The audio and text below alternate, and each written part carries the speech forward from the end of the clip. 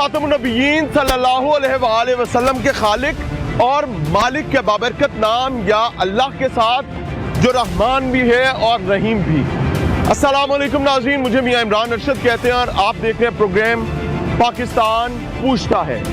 नाज़रीन, सियालकोट एक जवां साल बच्ची सीए की स्टूडेंट और सिर्फ नोट्स हासिल करने के लिए फोटोकॉपियर उसको बेपनाह जुल्म सितम का निशाना बना देता है और यहाँ तक कि मल्टीपल टाइम्स उसको रेप किया जाता है, ब्लैकमेल किया जाता है और ब्लैकमेलिंग के नतीजे में उसकी नाजेबा वीडियोस और तस्वीर हासिल कर ली जाती हैं। और वो बच्ची सिर्फ और सिर्फ इस खौफ से कि अगर घर वालों को पता चल गया तो मुझ पर क्या बीतेगी, मेरी तालीम का क्या बनेगा, वो ब्लैकमेल होती रहती है। और कहानी यहाँ तक पहुँच जाती है कि अल अमान अल हफीज बड़ी तकलीफ से कहना पड़ता है कि रोज़े की हालत में भी मुबैना तौर पर वो रजील जिनसी बिल्ला उसको जिनसी दरिंदगी का निशाना बनाता है। और यहाँ तक कि वो अय्याम जिनमें ख्वातीन इंतहाई कमज़ोर हुआ करती हैं, उन अय्याम में भी उसको नहीं बख्शा जाता। क्यों? क्योंकि एक जिनसी दरिंदा प्यासा है, भूखा है और उसको भूख मिटाने के लिए किसी मासूम और उसके चंगल में फंसे हुए इंसान की ज़रूरत है। और ये वो बच्ची है जो वो इंसान बनकर उसका किरदार अदा करती रही। वालेकुम बच्चा। वालेकुम अस्सलाम। बेटे, नाम आपका हम नहीं ले रहे, आपका चेहरा किसी को नज़र नहीं आ रहा, आपकी शनाख्त हमारी जिम्मेदारी है, ख़ास तौर पे हमारे प्रोग्राम की हद तक। क्या मामला हुआ? स्टार्टिंग से ही हमारे गांव का था। क्या नाम था इस रजील इंसान का? नदीम। ठीक है। फोटोकॉपी की इसकी शॉप है। इसने ना कहीं से गांव से मेरा नंबर लिया है। इसने मुझे बोला कि जो डॉक्यूमेंट्स वगैरह कॉपी कराने होते हैं वो मुझे व्हाट्सएप कर दिया करो, मैं कॉपी करके, तो मेरे अब्बू की उधर दुकान है गाँव में। जी, दुकान पे भेज आया करूँगा, उधर से पैसे ले लूँगा। आप करती क्या हैं, पढ़ती क्या हैं? मैं सीए की स्टूडेंट हूँ। सीए की स्टूडेंट है तो सीए के स्टूडेंट को ऑब्वियसली नोट्स की जरूरत है जी। नोट्स से ये कहानी शुरू हुई। जी। बच्ची एक ही गांव के हैं ये दोनों, मुल्ज़म नदीम और ये बच्ची दोनों एक ही गांव के हैं। ठीक है। बच्ची इधर रहती है अपनी नानी के घर में, नावल शहर में। ठीक है। फोटोकॉपी के नोट्स वगैरह के लिए उसकी मुल्ज़म नदीम की दुकान है उगोकी मोड़ पे। ठीक है। उसके लिए नोट्स वगैरह के लिए उसके साथ किसी से नंबर लेके उसने बच्ची के साथ रब्ता किया कि आप मुझे नोट्स दिया करो, मैं फ़ोटोकॉपी करके आपके घर पहुंचा दिया करूंगा आपकी वालदा की शॉप पे। अच्छा जी। उससे फिर आस्ता आस्ता उसने एक दिन, ये बच्ची कॉलेज के बाहर खड़ी थी छुट्टी के वक्त, ये मुल्ज़म नदीम आया, उसने उसको पिक किया उधर से हैज़ ए मोहल्लेदारी, एक ही गांव के हूँ, मैं भी आपको घर छोड़ देता हूँ, मैं घर जा रहा हूँ आपको। आप लोगों के गांव में इतना आप लोगों की केमिस्ट्री आपस में अच्छी है कि कोई बहन बेटी नजर आए किसी को तो वो साथ एक ही मोहल्ले के हैं दोनों, एक ही मोहल्ले के हैं। अच्छा जी, एक ही मोहल्ले के हैं ये दोनों। उधर से किसी ने उसको बैठा के गाड़ी में कोई नशावर चीज़ पिलाई है, कोई जूस, तो वो ले गया कहीं, उसको नहीं पता किधर ले गया, क्या हुआ क्या नहीं हुआ। बाद में शाम को उसको वो घर छोड़ गया, नीम बेहोशी की हालत में। बाद में उसने मैसेज पे उसको बताना शुरू कर दिया, व्हाट्सएप पे टेक्स्ट मैसेज करने शुरू कर दिए कि आपको पता है आपके साथ क्या हुआ है। उसने बोला मुझे नहीं पता, नहीं मैंने तुम्हारे साथ ज़ना किया और तुम्हारी पिक्चर्स बनाई हैं, बहीना पिक्चर्स बनाई हैं, वीडियोज़ बनाई हैं, वो मेरे पास सारा कुछ सेफ़ है और मैं इससे पहले भी काफ़ी बच्चियों की बना चुका हूँ, लिहाजा तुमने मेरे साथ तावन करना है पूरा। नोट्स की खरीदारी से शुरू होने वाला वाकया अपना खौफनाक रूप उस वक्त धारता है जब ये बदबख्त इंसान एक रोज इस बच्ची के तालीमी इदारे के बाहर पहुंच जाता है। जब बच्ची अपने तालीमी इदारे से निकलती है तो मोहल्लेदार गांव का बासी होने का फायदा उठाते हुए ये रजील इंसान इस बच्ची को लिफ्ट देता है कि मैं तुम्हें तुम्हारी नानी के घर उतार देता हूँ। उसकी वजह यह है कि नानी नाबीना है और ये बच्ची अरसा दराज से बल्कि बचपन से ही अपनी नानी के घर पलती बढ़ती रही है और इसके नानी के अलावा कोई दूसरा फर्द इस घर में नहीं रहता था। तो बच्ची एतमाद करती है, उसके साथ जाने के लिए तैयार हो जाती है। जब गाड़ी में बैठती है तो मुबैना तौर पर यह बदबख्त रजील नवीद इसको एक जूस सर्व करता है जिसमें बेहोशी की दवा मिलाई जाती है। वो बच्ची जूस पीती है और उसके बाद अपने होशो हवास खो बैठती है। रिपोर्टेडली ये बदबख्त नवीद उसको एक नामालूम जगह पर ले जाता है। इसके साथ जिनसी दरिंदगी पहली दफा 2023 जनवरी में करता है और इसकी नाजेबा तस्वीर वीडियोस बेहोशी की हालत में बना लेता है और फिर वो देखती है और साथ ही वो डिलीट हो जाती है और उसके बाद हमेशा के लिए वो बच्ची इसके ब्लैकमेलिंग के जंगल में फंस जाती है। जनवरी 2023 में मैं पब्लिक ट्रांसपोर्ट यूज करती थी। मैं कॉलेज के बाहर खड़ी थी घर आने के लिए। इसने मुझे कहा है कि मैं जो है ना मैं भी गाँव जा रहा हूँ तो मैं तुम्हें रास्ते में नानू घर उतार दूंगा इधर नॉल।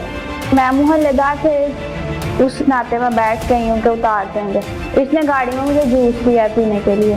जूस पहले से गाड़ी में मौजूद था कि उतर के खरीदा है? नहीं, पहले से मौजूद था गाड़ी के अंदर। ग्लास में था, किसी डब्बे में था या बोतल में? डिब्बे में ही था। अच्छा। तो इसने मुझे दिया पीने के लिए, वो पी के मैं अनकॉन्शियस हो गई हूँ। फिर उसके बाद इसने इस तरह, मुझे नहीं पता ये किधर लेके गया है, क्या हुआ है। नींद बेहोशी की हालत में इसने मुझे इधर बाहर उतारा है गली के। मैं घर आई हूँ, उसके बाद थोड़ी देर बाद इसने मुझे टेक्स्ट मैसेज किया। इसने कहा तुम्हें पता है तुम्हारे साथ क्या हुआ है? मैंने कहा मुझे नहीं पता।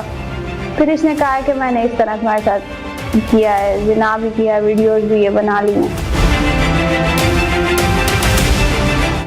उसके बाद इसने मुझे ब्लैकमेल करना शुरू कर दिया। आप इस टाइम में बेहोश हो गई थी? जी, मुझे नहीं, वो होश नहीं है मुझे कि क्या हुआ है क्या नहीं। इसने आपको डराया तो नहीं था या वाकई ऐसा हुआ था? ऐसा ही हुआ था। अच्छा। फिर उसके बाद इसने मुझे एक तो पिक्चर भी सेंड किया व्हाट्सएप पे। तो आप ही थी? जी। इस बच्ची का खौफ और इसकी बरहना वीडियोस तस्वीर अपने पास रखने के बाद अब नवीद इतना दीदा दलेर हो चुका था कि नवीद एक के बाद दूसरे दिन इस बच्ची से मुतालिबा करने लगा माली मामलात में चीजें आगे बढ़ाने का।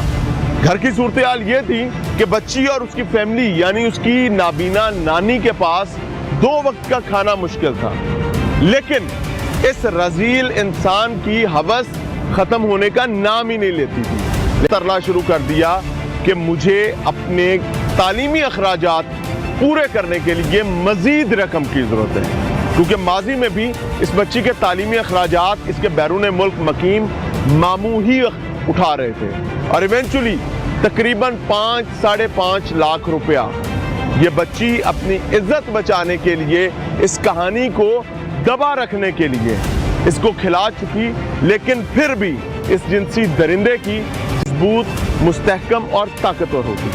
फिर उसके बाद इसने पैसे लेना मुझसे स्टार्ट कर दिया, डराना धमकाना कि मैं जैसे कहूँगा तुमने वैसे ही करना है, अगर तुमने अपना मुंह खोला तो बाकी यानी कजन्स को, बहनों को, सबको जलील करूँगा, मामा पापा को भी सारा इसने धमकियाँ देनी शुरू करती हैं। फिर उसके बाद ये आप इसको पैसे देती रही? जी, मैं इसको पैसे 5 से 6 लाख मुझसे ये ले चुका है अभी तक। कितने अरसे में? ये 1.5 साल में। आपने किसी दोस्त को नहीं बताया, किसी को नहीं बताया, घर में किसी बहन को? नहीं, हिम्मत नहीं हुई किसी को जिक्र करने की किसी बात का भी। फिर उसके बाद मैंने इसको कहा ये अप्रैल में मेरे पास सारे एविडेंस हैं तुम्हारे खिलाफ मेरे मोबाइल में कि कैसे उन्होंने धमकियाँ दी हैं, पैसे वगैरह भी लेते रहे हो, ये सब कुछ। 15 अप्रैल को ये घर आके तो मोबाइल छीन के मुझसे ले गया कि अब जब मेरे खिलाफ कोई सबूत ही नहीं रहेगा। आपने गलती ये की कि आपने उसको बता दिया कि मेरे पास सब एविडेंस है? जी, वो मैंने इसलिए कि ना कोई बात, जाहिर सी बात है मेरे घर वाले भी थे कि ना बात घर वालों में फैले, वो भी परेशान होंगे, सारे मामला फिर ज़्यादा बात फैलेगी। अच्छा, ईमानदारी से एक चीज़ आपने बतानी, मैं आपको बड़ी ऑनेस्टली, देखिए मैंने आपके लिए बात करनी और मैं ऑन कैमरा आपसे पूछ रहा हूँ, मैं आपसे अलहदा नहीं पूछ रहा। कहीं ऐसा तो नहीं हुआ कि आप लोगों की पहले दोस्ती थी और उसके नतीजे में आप की कोई वीडियोस बन गई, तस्वीर बन गई और आप ब्लैकमेल होने लगी? जब ब्लैकमेल होने लगी तो फिर खराबी ज़्यादा शुरू? नहीं।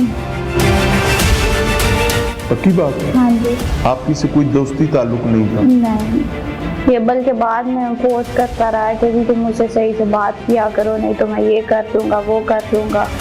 कितना अर्सा आप इससे बात करती रही? बात तो यही तकरीबन ये जितना ब्लैकमेलिंग का अर्सा रहा है यही। और कितना अर्सा था ये?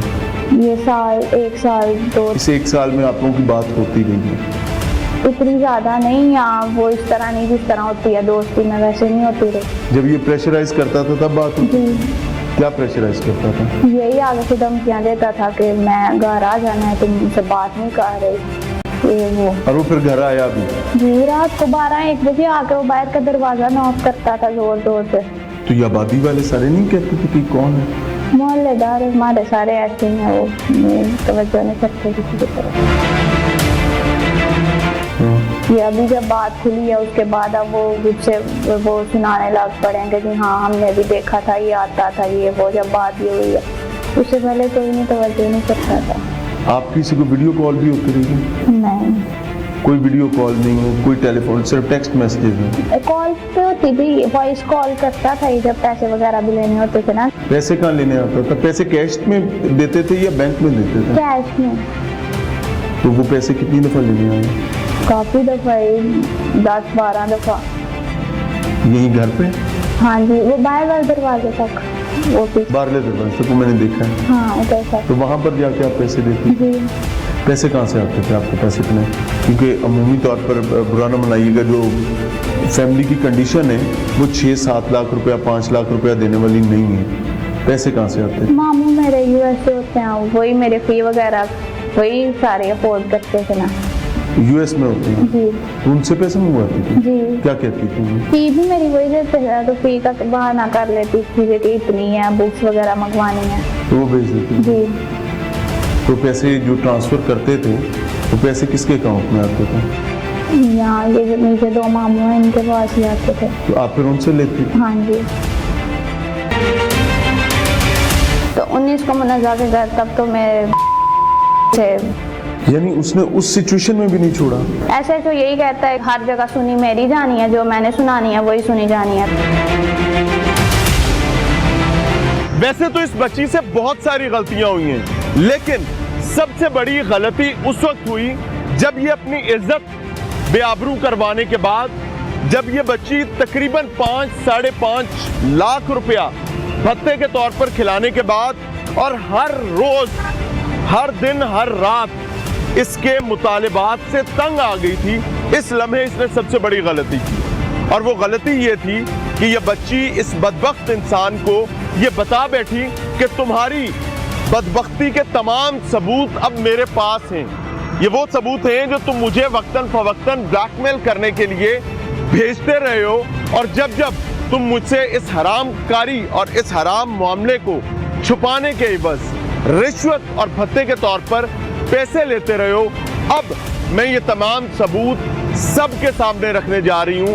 अब मुझ में इतना हौसला आ गया है कि मैं तुम्हारा मुकाबला कर सकूं, और मैं कम से कम अपने बड़ों और पुलिस को इन तमाम तर हकाइक से आगाह कर सकूं।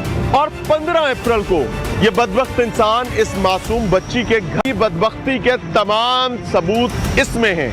मैं बर्बाद हो गई, तुमने कर दिया, छोड़ूंगी अब तुम्हें भी नहीं। वो रजील इंसान इससे ये मोबाइल फोन छीनता है और रफू चक्कर हो। फिर उसके बाद 19 को उसने मुझे मैसेज किया, कॉल किया उसने कि जो है ना बाहर आओ। मैं बाहर गई, उसने कहा मैं तस्वीरें, वीडियो सब कुछ डिलीट कर दूंगा। नहीं, आपसे जब ये मोबाइल छीन के ले गया फिर ये आपको कॉल कैसे कर रहे हैं? मैं हालांकि मोबाइल में लेके आई थी अपने पास। वो नंबर इसके पास कैसे गया? मेरे ही नंबर था, मैं डुप्लीकेट सिम जो है ना मेरे वाली, वो उस मोबाइल में डाली थी। अच्छा। उस पे ही तो उसने फिर किया है कि बाहर आओ, मैं डिलीट कर दूंगा वीडियोस भी और जान छोड़ दूंगा। यही घर के बाहर आया? जी। मैं बाहर गई हूँ तो इसने फिर इधर पिस्टल निकाल लिया इसने, कि कहता गाड़ी में बैठो। मैंने कहा मैं नहीं बैठना, तो आगे से धमकियां लगाने लग पड़ा कि लगता है तुम्हें अपनी इज्जत प्यारी नहीं है या अपने घर वालों की। मैं बैठ गई हूँ, फिर ये अपनी बहन के घर उधर पुलिस लाइन में क्वार्टर में लेके गया मुन्ना जाके। ये क्या तारीख? 19 अप्रैल। ये रिसेंट? जी। 15 अप्रैल को इस बच्ची से मोबाइल छीनने के बाद अब तमाम सबूत भी इस रजील नवीद के हाथ में थे, लिहाजा ये एक और पैंतरा खेलता है। और वो पैंतरा ये है कि सिर्फ और सिर्फ 4 दिन बाद ये इस बच्ची से दोबारा राब्ता करता है। अब वो नरम भी है लहजा भी शगुफ्ता है, बात भी सलीके से कर रहा है। इसी दौरान बच्ची अपना ही नंबर निकलवा कर अपनी एक अजीजा के फोन में चालू कर चुकी थी। उसकी वजह यह थी कि बच्ची को अपने तालीमी मामलात को आगे लेकर चलना था। सीए की स्टूडेंट है, बहुत सारे मसाइल मामलात होते हैं, लिहाजा इस शख्स के पास अब दूसरा पैंतरा ये था कि ये इसे राब्ता करता है और इसको एक बार फिर बुलाता है। इसे कहता है कि मैं तुम्हें लेने आ रहा हूं, जो हो गया उसकी माफी दे दो, मैं तुम्हारी तमाम नाजेबा वीडियोस और तस्वीर डिलीट कर दूंगा, सिर्फ एक बार मुझसे मिल लो, मैं मिलकर तुमसे माफी मांगना चाहता हूं। बच्ची अक्ल की कच्ची दोबारा इसकी बातों में आती है और ये इसको लेकर बाकायदा सियालकोट पुलिस लाइंस में ले जाता है। दोबारा कह रहा हूं, बच्ची के मुताबिक इसको सियालकोट पुलिस लाइंस में अपनी बहन के क्वार्टर्स में ले जाता है और वहां ले जाकर उन दिनों में जब बच्ची अयामे माहवारी में होती है, इसको एक बार फिर जिनसी तशद्दुद का निशाना बनाता है। और जब ये सब कुछ हो रहा होता है तो इसकी बहन घर में मौजूद होती है और जाते ही पहले इसकी बहन इसको मजबूर करती है कि एक ही रास्ता है, तुम पढ़ी लिखी हो, जिंदगी बचा लो, मामलात आसान कर लो, मेरे भाई से शादी कर लो। बच्ची इनकार करती है, बहन हुक्म देती है जाओ इसको निशाने इबरत बनाओ और फिर ये निशाने इबरत बनती। सियालकोट पुलिस क्वार्टर्स में, पुलिस लाइन के क्वार्टर्स में लेके गया है जहाँ पर अफसरान और मुलाजमीन की रिहाइश है। जी अच्छा जी। उधर फिर मुनज़्ज़ा ने भी मारा है साथ। मुनज़्ज़ा कौन है? इसकी बहन है, वो पुलिस में है, लेडी कांस्टेबल है। उसके क्वार्टर में लेके? जी। मुनज़्ज़ा को यानी सारा मामला पता था? उसके भाई ने बताया होगा। उसके बाद जब आप वहाँ पे गई हैं, आपने इससे पूछा नहीं कि मुझे कहाँ लेके जा रहे हैं? नहीं, मैंने नहीं रास्ते में पूछा। वो तो आगे जब उनके घर गए हैं, मुझे नहीं था पता ये भी मुनज़्ज़ा का घर है। वो फिर आगे मुनज़्ज़ा थी तो उसने भी फिर साथ मिल के मारा है। मुनज़्ज़ा को गाँव की है इसलिए जानती थी, तो उसने फिर साथ मिल के मारा है, मजबूर किया। मुनज़्ज़ा क्या कहती थी आपको? यही कि जो है ना, तुम लोग हमारा कुछ भी नहीं बिगाड़ सकते, तो भलाई इसी में है कि तुम कुछ भी ना बोलो, अपना मुंह बांधी रखो और इसके साथ निकाह कर लो। अच्छा, मुनज़्ज़ा ये चाहती थी कि आप उससे शादी करें उसके भाई से, और शादी से इनकार पे ये खराबी हुई है। शादी भी इसीलिए कह रही थी ना, ये लीगल प्रोसीजर से बचने के लिए। तो वो फिर तुम लोगों ने वैसे भी क्या कर लेना है, तुम लोग, हमारे पास तो पावर है, सब कुछ है, तुम लोगों के पास कुछ भी नहीं है। तो हम लोग तो इतनी पावर में है कि तुम्हें अगर कत्ल भी करवा देंगे तो किसी को नहीं पता चलना। जो मुनज़्ज़ा के अल्फाज थे। फिर उसके बाद मैं नहीं ना मानी जब निकाह के लिए। फिर उसने इसको कहा कि क्या जबरदस्ती निकाह वहीं करवाना चाहती थी? क्या चाहती थी? जबरदस्ती निकाह करवाना चाहती वहीं पे? जी। तो मैं नहीं ना आगे से मानी, तो फिर उसने उसको कहा कि जी इसको आज सबक सिखाओ। उसने फिर क्वार्टर के कमरे में इस तरह वीडियोस दोबारा बनाई हैं, तो मारा भी है इन दोनों। मुनज़्ज़ा के भाई ने? जी, मुनज़्ज़ा और उसके भाई ने मिलकर मारा भी था। तो उसने वीडियोस बनाई हैं, फिर जबरदस्ती की है उसने उधर। ये कितना टाइम इस मामले पे चलता रहा, क्योंकि आप घर से बाहर गई थी बगैर बताए? आधा घंटा 40 मिनट। नानी अम्मी को मैंने बोला है, मैं फिर बाद में अंदर आई हूँ जब उसने इस तरह बोला। नानी अम्मी को मैं बता के गई थी कि मैं आ जाती हूँ थोड़ी देर तक, दोस्त की तरफ जाने लगी हूँ। हाँ। तो नानी अम्मी अकेले थे घर। हाँ। तो वो फिर उधर से ये इस सब के बाद उसने मुझे वापस घर छोड़ा है। उसने कहा, मुनज़्ज़ा ने भी कहा, उसने जुल्म से तुम सारा किया और उसके बाद फिर वो घर भी छोड़ने आया? जी। मुनज़्ज़ा ने आते हुए आपको कोई बात कही?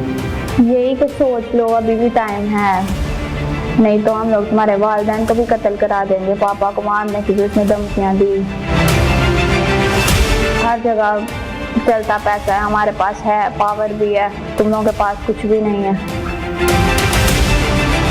पुलिस क्वार्टर्स और पुलिस लाइंस में सिक्योरिटी बहुत ज़्यादा हो। सर कुछ भी नहीं है, ये बस आलतू फालतू है, कुछ भी नहीं है। 0% सिक्योरिटी है उधर। ये सारा कुछ जो है ना, ये पुलिस की मौजूदगी में, ये पुलिस लाइन से ज़्यादा सेफ कोई और जगह है? ये सारा कुछ इसीलिए तो उधर हुआ है, पुलिस इसी को बचाने के लिए तो सारा कुछ कर रही है। उधर उसने जना बिल जबर किया बच्ची के साथ, नदीम ने। उसकी बहन क्या था उसकी बहन कितनी बदबख्त कितनी भी होगी, पर कितनी बदबख्त होगी? वो हद दर्जे से ज़्यादा। वो नदीम ने, मुल्ज़म ने राब्ता करके बच्ची को बोला कि तुम आओ, मैं तुम्हें मोबाइल देता हूँ। जो मोबाइल छीन के ले गया था, उसने बच्ची को लिया घर से, वो बच्ची को ले गया अपने गांव में। वो नया घर बना रहा है, उधर नया घर बना रहा है, उसमें फैमिली नहीं है, रेजिडेंस नहीं है। उसने वो पहले अरेंज करके आया हुआ था घर में, उसने सारा मंजिल से अपनी रेडी करके रखी थी। सीधा उसने गाड़ी अंदर ही ले गया अपने घर के अंदर। उधर उसने जनाब जबर जाके किया। बच्ची उस दिन रोज़े की हालत में थी, मिलते तरले वास्ते डालती रही, उसके पैरी पड़ती रही है, लेकिन उसने सब्र की ज़लालत और ज़ुल्मत की इंतहा कर दिया, बरबियत की। ये जो बात आप कह रही हैं, हल्फन कह सकती हैं? जी इसमें झूठ तो नहीं है, नहीं। पक्की बात है। हाँ जी। अगर आपको कल को कहीं पर हल्फन ये बात कहनी पड़े, आप ये कह सकती हैं कि पुलिस क्वार्टर्स में आपके साथ ये दरिंदगी हुई है। इस वाक़े के बाद क्या हुआ? जब ये पुलिस क्वार्टर्स वाला मसला हो गया, उसके बाद फिर आगे क्या मामला था? उसके बाद 22 को इसने कहा है कि आज मोबाइल भी वापस कर दूंगा। तो यानी उसने कि मैं अपना एविडेंस वगैरह सब कुछ डिलीट करके मोबाइल वापस कर दूंगा। किया वापस? नहीं, उसने नहीं किया। तब मैं रोज़ा था ये 22 को मेरा, उसने रोज़े की हालत में ये सब कुछ किया। और ये जब मुनज़्ज़ा के रोज़े की हालत में ये गुनाह दोबारा किया? और आपने बताया नहीं? मैं रोज़े से उसको बताया था मैंने, वो आगे मैं उसके पाँव पकड़ रही थी, तरले कर रही थी उसको, नहीं। तो 19 को मुनज़्ज़ा के घर, तब तो मैं थे, तब मुनज़्ज़ा को हर चीज़ का पता थे भी वो। यानी उसने उस सिचुएशन में भी नहीं छोड़ा?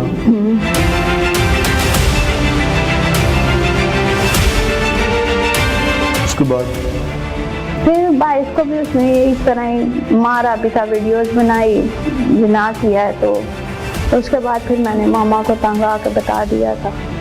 फिर ये आगे लीगल प्रोसीजर हुआ। वो कितनी दफ़ा ये आपके साथ ये गुनाह कर चुका होगा? 3-4 दफ़ा ये मुनज़्ज़ा के घर। तब जब एक दफ़ा पहले इसने किया है वो जनवरी में, 2023 में। जी। प्रोग्राम में एक बार फिर से खुशामदीद। सियालकोट में मौजूद हैं और बदबख्ती से अटा हुआ वाकया जो आपके सामने रखने जा रहा हूँ, इसमें बच्ची से आपको मिलवा चुका हूँ। उसकी आप बीती, वो कहते हैं ना, राह पे आ जाने या वाह पे आ जाने, जिसको तकलीफ पहुंच रही है उसको पता है। होता क्या है कि पुलिस लाइन के क्वार्टर्स के अंदर, जहां पर ऑफिसर्स और मुलाजमीन की रिहाइशें हैं, वहां पर एक बदबख्त लेडी कांस्टेबल अपनी मौजूदगी में अपने भाई को प्रेमिसेस देती है। तो वो बदबख्त इंसान अपनी बहन के क्वार्टर में ले जाकर उसको जिनसी दरिंदगी का निशाना बनाते हैं। तो 19 को मुनज़्ज़ा के घर, तब तो मैं थे, तब मुनज़्ज़ा को हर चीज़ का पता फिर भी वो। यानी उसने उस सिचुएशन में भी नहीं छोड़ा?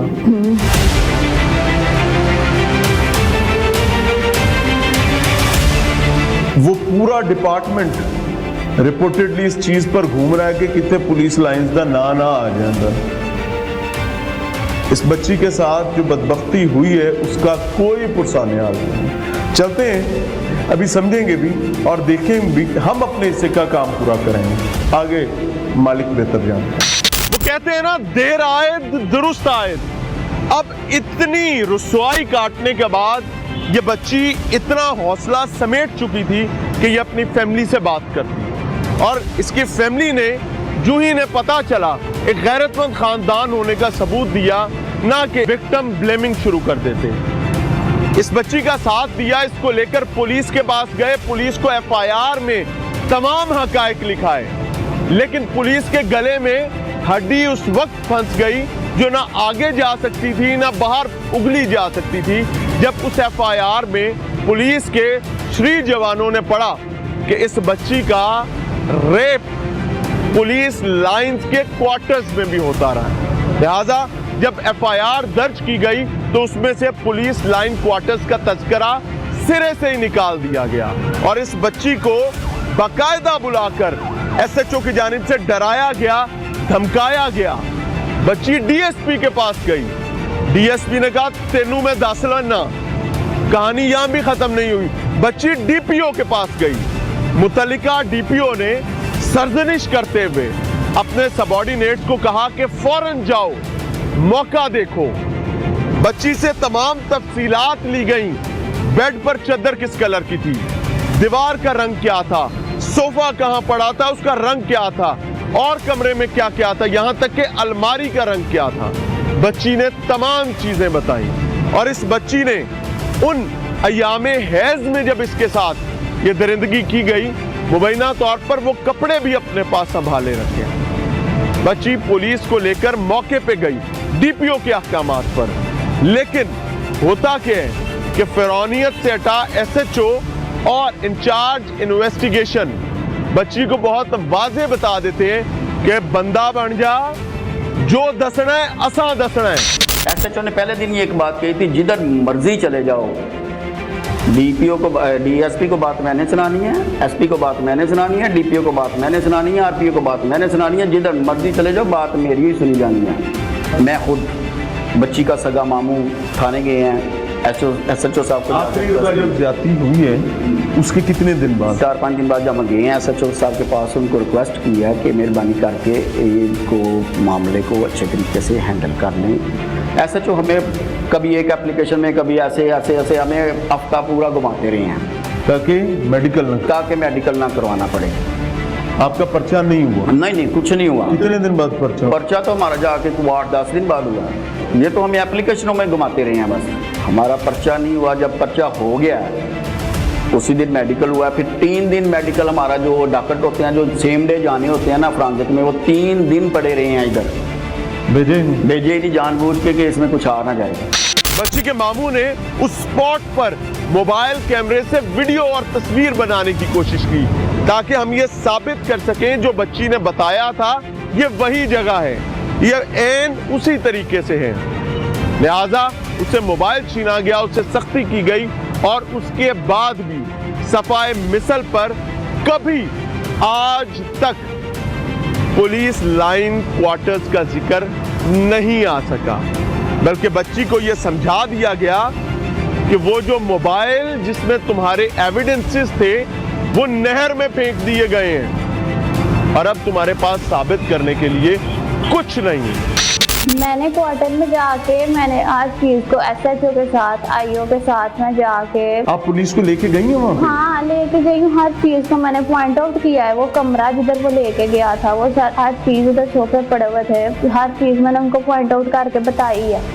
लेकिन पुलिस ने तो कहीं उसको शामिल ही नहीं किया इस चीज को। वो उन्होंने खुद नहीं किया, मैं ये भी गवाह है इस बात के, ये भी साथ पे थे। वो लोग कहते हैं कि जी ये मुनाजा कहती है ये मेरे घर गई नहीं है, एसएचओ भी कहता है ये नहीं उसके घर गई। अगर मैं नहीं उसके घर गई तो मुझे कैसे हर चीज का पता? आपने जो चीज वहाँ जाने से पहले जैसे बताई है, डीएसपी के सामने मैंने बताई है। उन्होंने मुझे पूछा है कि जी कौन सा कमरा है। हाँ जी एग्जैक्ट वैसे ही थी। तो उन्होंने नहीं, वो आगे से वो सारे मिले हुए हैं, वो कुछ भी नहीं कह रहे। क्या कहते हैं? ऐसे तो यही कहता है कि जी हर जगह सुनी मेरी जानी है, जो मैंने सुनानी है वही सुनी जानी है। ऐसे चूंकि वालिद साहब का मुल्क तो नहीं है, तो वो आगे से इस तरह ही कहता है कि अफसरान को मैंने बात सुनानी है। डीपीओ ऑर्डर दे देता है, एसएचओ आगे से बात मानता नहीं है उनकी कोई, वो सारा बस हवा में उड़ा देता है, वो नहीं तवज्जो करता किसी बात की। हम लोगों को बुलाते हैं, डीएसपी भी एसएचओ भी 6-7 घंटे बिठाई रखते हैं, बाद में बात कोई भी नहीं, ऐसे ही घर भेज देते हैं। बच्ची को लेकर आप जाए वकुआ पर गए? जी बिल्कुल पुलिस लाइन में गए हैं। बच्ची ने जाके पिन पॉइंट की है। बच्ची कभी पुलिस लाइन में रूटीन में नहीं गई? नहीं। लेकिन वो एग्जैक्ट जगह पर ले गई? एग्जैक्ट जगह पे लेके गई हम। और उसने जाने से पहले हुलिया वहाँ पे वो हालात जो पहले तफ्तीश के दौरान सर वीडियो लिंक पे जो डीपीओ साहब, एसपी साहब और डीपीओ जो डीएसपी उधर मौका पे मौजूद थे, उनको ऐसा डीपीओ ने वीडियो लिंक पे खुद भी सुना, हर चीज सुनी है उन्होंने। डीपीओ साहब ने हर चीज सुनी है। मौका जाके बच्ची ने एक चीज पिन पॉइंट किया, चादर कौन से कलर की थी, टेबल किधर पड़ा हुआ था, कुर्सी किधर पड़ी हुई थी, पेटी किधर पड़ी हुई थी, कपड़ा कौन सा पहना हुआ था उधर, क्या रखा, एक चीज। मुझे एसएचओ ने बोला कि वीडियो नहीं बनानी वहाँ की। आपने बनाई? नहीं, उसने मुझे बनाने नहीं दी। मैंने मोबाइल निकाला, उसने मुझे बनाने नहीं दी वीडियो। और उसका फिर उसने एसएचओ ने वापस आके क्या किया? बच्चे कर लेते हैं, कुछ भी नहीं किया। उसको रिकॉर्ड का हिस्सा नहीं? ना कुछ भी नहीं सर, कोई चीज नहीं रिकॉर्ड का हिस्सा बनाई। मुतासिरा बच्ची और इसके मामू की बिपता सुनने के बाद टीम पाकिस्तान पूछता है ने फैसला किया कि अगर हम मुतल्लिका पुलिस मुलाजमीन का मौक़िफ़ लिए बगैर चले जाते हैं तो हम इसकी क्या मदद कर पाएंगे। लेकिन बदबख्ती ऐसी, मरियम बीबी आपको बता रहे हैं बदबख्ती ऐसी कि मुतल्लिका डीपीओ के स्टाफ को तमाम हकाइक से आगाह किया गया, लेकिन उन्होंने अपने आंखों पर हाथ, कानों में उंगली और मुंह पर दूसरा हाथ रखने में आफियत जानी। मुतल्लिका एसएचओ से राब्ता किया गया, वो फिरौनियत की इंतहा पर था, मिलना जवाब देना मुमकिन ही नहीं। मुतल्लिका डीएसपी के पास गए तो डीएसपी साहब देखने में इतने बारिश, सफेद दाढ़ी, लेकिन उनके अल्फाज इतने करख्त, इतने कभी कि अल अमान अल हफीज। हर शख्स जिसकी जिम्मेदारी इंसाफ फराहम करना है वो एक पॉइंट पर खड़ा है कि कुड़ी भी ते इस्तेमाल होती रही है ना। तो तमाम सोने मित्रों एक चीज समझो कि उम्रें कच्ची, दिमाग नापुख्ता आपके घरों में भी बच्चियों के हैं, और अगर खुदा न खास्ता कोई ऐसा जिनसी दरिंदा या बिल्ला आपकी बच्चियों को मिल गया तो क्या करोगे? है कोई रास्ता? हो तो हमें भी बताना, वगरना चुल्लू भर पानी लेकर उसमें डूब मरना।